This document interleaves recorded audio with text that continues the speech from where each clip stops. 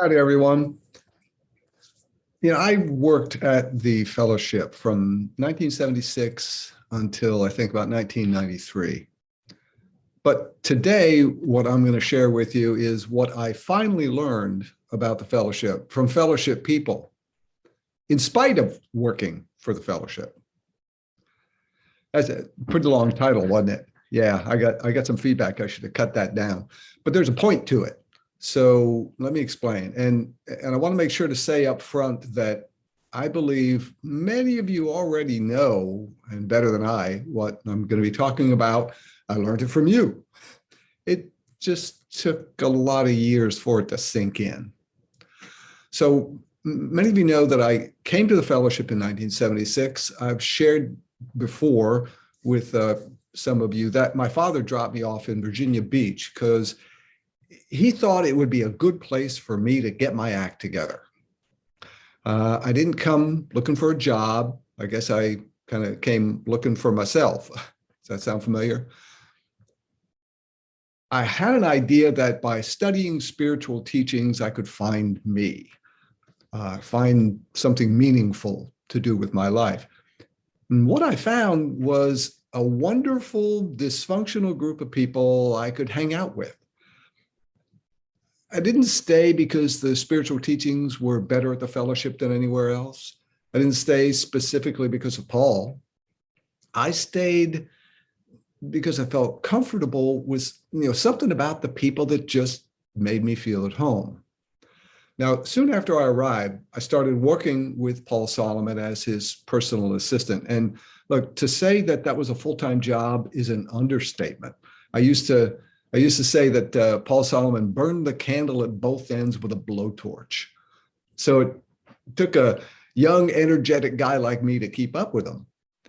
And over the next few decades, I did just about every job there was to do from time to time. And we had a focus at that time on learning how to serve. The focus of this as a spiritual path was, what can I do to serve others? And so find myself. That can keep you pretty busy. There's always something to prepare, something to clean, some errand to run, some work to do. So I was always focused on what's the next thing I can do to be of service. Following that as a spiritual path can make you feel pretty noble. All the while, you're trying to also be busy dodging attention. I was busy trying to be the best person at being selfless. Anybody hear the irony in that? There's a lot of doing for people in that, not a lot of being with people. So like, are doing and being mutually exclusive? I don't know, I must have thought so because I didn't make a whole lot of time for being. Yeah. When I think about it, I think this way of thinking led me to a certain view of the purpose of those of us who worked for the organization. At least my view was, what's the next thing we can do for the people who come to the Fellowship Center in Virginia Beach, or to Hearthfire Lodge in the Shenandoah Valley, or to the groups and centers that formed around the world? What's the next event we could schedule, and how can we promote it? What's the next product we can produce, the next tapes or newsletters or books? What's the next service we could provide? And, I'll admit, what's the next thing we can do to bring in funds to keep this organization going? There's a lot of doing in that view, not a lot of being. At least I got to admit that was true for me. We even had this routine in some of our presentations in classes about the amazing being. We'd say, you are an amazing being. You are intricate, fascinating, highly responsive, and creative. Yeah, when I think about, I was so busy doing the amazing being routine that I wasn't being with the amazing beings. So even when people traveled from around the world to be with us, I rarely spent much time getting to know them. I was too busy doing things for them. Someone had to make sure drinks were served and the dishes cleared away. Somebody had to set up the room for the next lecture or the meeting. And somebody had to prepare lecture materials or the handouts or put manuals together or edit the newsletter, do the bookkeeping. Somebody had to figure out how we're going to teach I Ching or make character development interesting enough for anyone to want to listen. Some of you, this is true, some of you may even remember there was even a line in the job description given to me when I was hired as the pastor at the Virginia Beach Fellowship Center. Part of my job was to make sure there was toilet paper in the bathrooms for joy and worship. It's true. Hey, I'm good at cleaning bathrooms. I just didn't know how much I was missing by missing being with the people because I was busy doing the noble job of serving them in the bathroom. So one year, Paul Solomon went into the hospital. I was in Houston at the time, generating interest for an ILC class that he was going to come and do with us. I ended up staying there, conducted the class with Rob Pennington, and then returned to Hearthfire Lodge. Now, at the time, the organization at Hearthfire Lodge revolved pretty much around Paul and what he was able to generate. I think probably at any time, things near Paul revolved around Paul. So pretty soon it dawned on me that somebody had to start traveling around, taking his place to generate income, to keep the literal doors open. Now, in my opinion, and my opinion at the time, that's not really what I was prepared and qualified for. But, when I looked around, nobody else was doing it. So I have something to do, some actions to take that will, keep me busy serving. But as I started doing this, what I found was something I didn't exactly expect. Over the next decade, I traveled to many places, New York, Connecticut, Houston, California, New Zealand, Australia, Japan, England, Holland, Belgium, Austria, Slovenia, Croatia, where else? I don't know.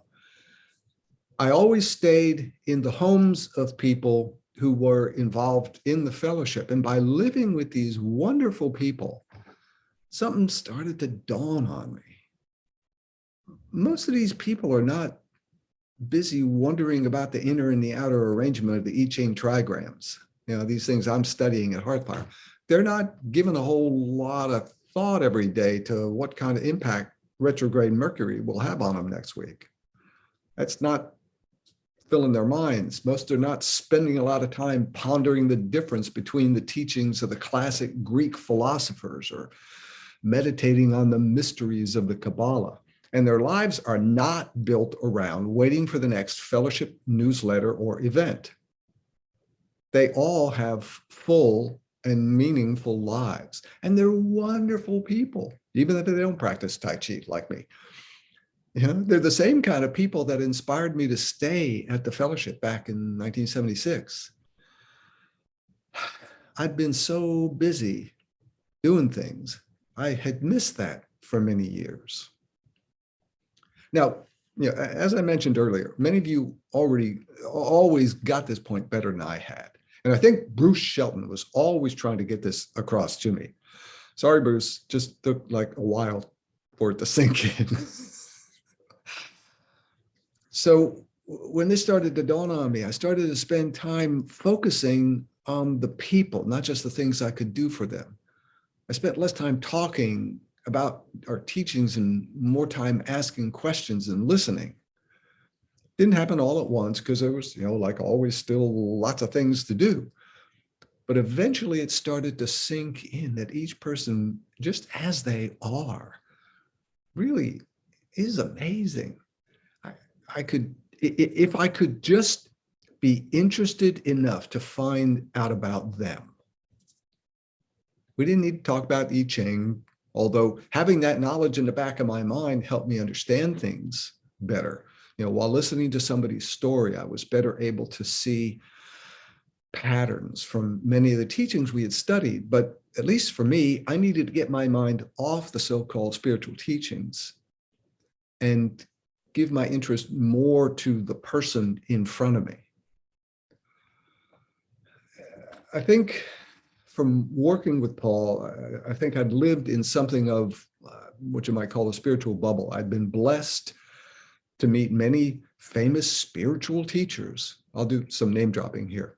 Marcus Bach, Barbara Marx Hubbard, Buckminster Fuller, Jean Shinoda Bolen. There was Thomason from Japan, Helen Schuckman from New York City, who wrote A Course in Miracles. Man, she was a character. We stayed in her apartment when we went there. Wow, what a character. Manly P. Hall and his wife, Marie Bauer. Sir George Trevelyan from England, and Paul's own mentor, Felton Jones.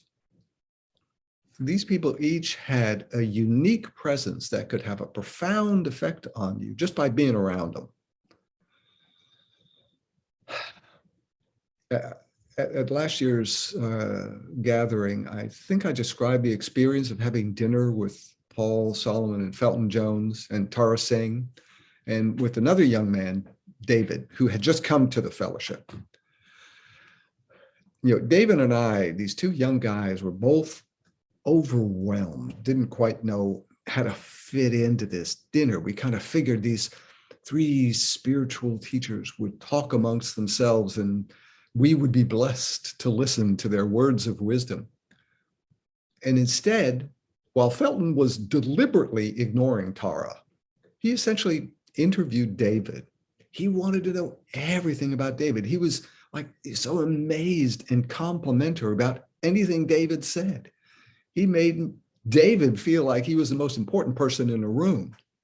And I started to think, wow, I didn't know these things about David. This is amazing. Drove Tara nuts that he wasn't the center of attention.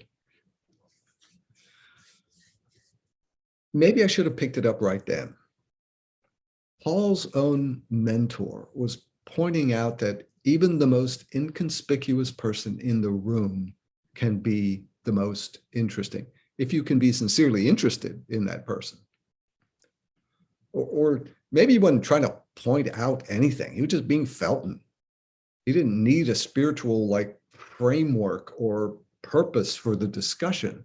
He was just interested. And think about it this way. As a result, I still remember that dinner. Some of you may remember the marathon relationship activity Paul had us do during some of our retreat programs. The idea was two people would spend 48 hours together. For the first 24 hours, you'd tell your story and your partner would listen. For the second 24 hours, your partner would tell his or her story while you would listen. Food would be provided, anything you need, no phones, no computers, no distractions. Oh, and no sleep. That's why it's called a marathon, I think. And the idea is by focusing that completely on someone else's story, you could break down walls and hopefully see through all their drama and all your drama to connect with the person beneath all the drama.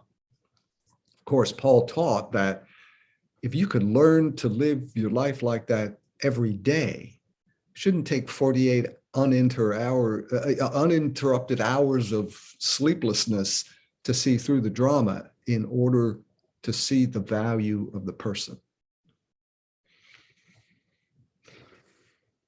While I was working in the fellowship, I probably believed that doing things for people or sharing our teachings with people was probably the best way to serve, sharing about the Bible, or inner life consciousness, or Tai Chi, or I Ching, or guided meditations, whatever.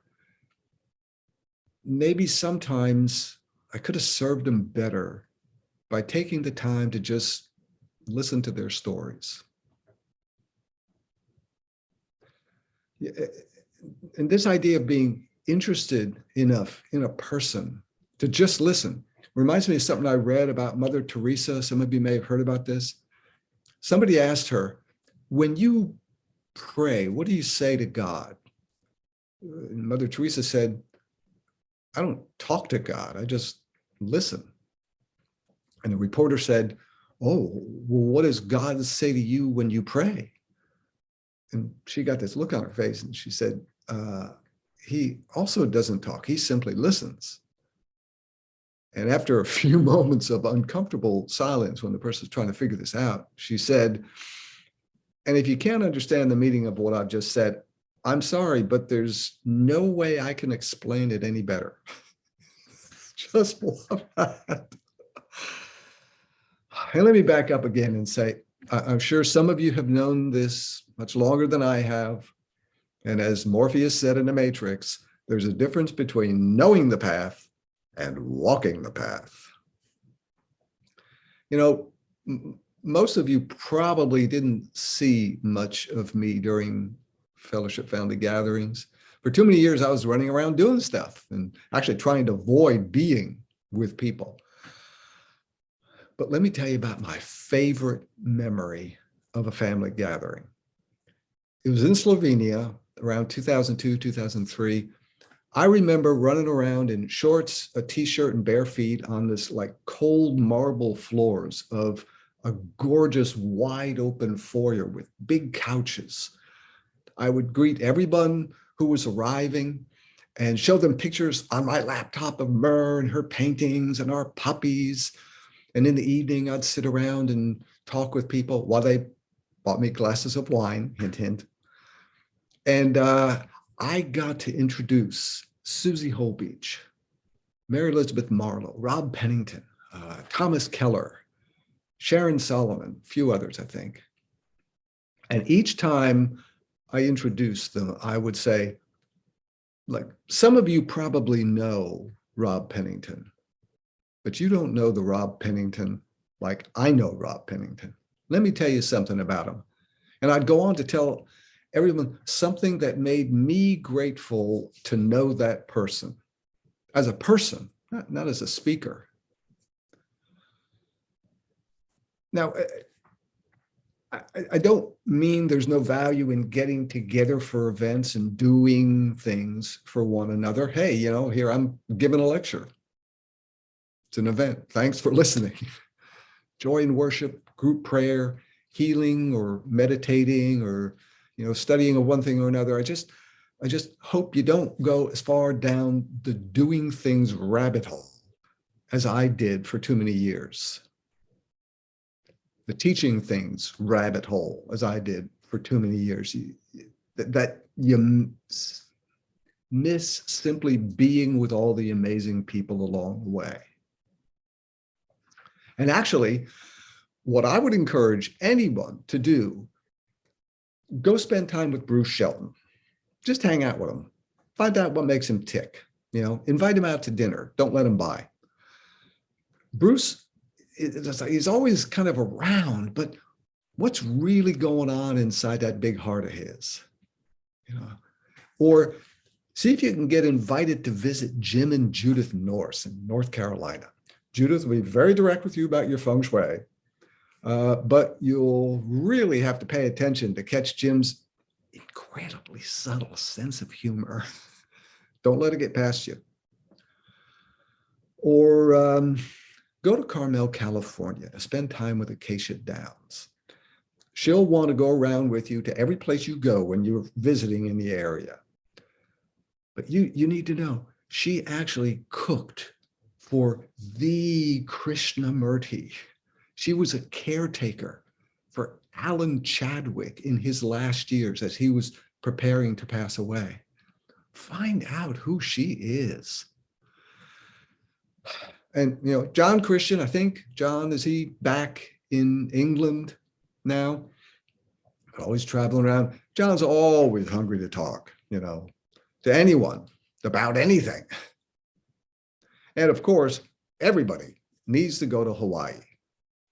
I mean, to visit Joshua and Analia Atkinson. Of course, Analia will have you play the game with her, but be sure to find out all the many ways that both of them serve people in their community. It's so basic, it's so down to earth, you can't help but be inspired. Maybe someone needs to start a fellowship travel service so Joshua and Analia don't like get overwhelmed by too many bookings at once. We all want to be there. But Darinka Gomischek in Slovenia. This woman overheard someone listening to an audio tape of Paul Solomon while they were on the beach in Croatia. This is back in the 80s. She wrote to the fellowship back in the day when there was snail mail and asked if we ever come to Slovenia. I wrote back to her and I said, we'll go anywhere, but where's Slovenia? She started a movement that had a profound impact on thousands of people. But what you really want to do is have her tell you stories about the transition from communist Yugoslavia to the wild west of democratic capitalism. And you find out they're the same people there that are the fellowship here that are so amazing. And yeah, y'all are welcome in Houston. Just bring wine, dry, red is preferred. And you'll get to spend time with my mother, Eileen. She is wacky. She will tell stories with her weird Irish sense of humor. You'll hear stories about me that will just make you laugh your head off. Look, I'm sorry, there's so many people. I don't have time here to put on the list. And like, that's the whole point. The list is endless. You know, if I am sincerely interested enough in the person in front of me, I can learn a whole lifetime without like having to do their time. And I guess that's a spiritual path in itself. If this was going to be a live presentation, I'd plan to open the microphone so any of you could tell us about some other amazing beings we should all get to know. So I guess we'll just have to do that during the other times they've arranged for us to connect on Zoom or for just hanging out without a scheduled speaker. I look forward to hearing more about that. Thank you for listening to my story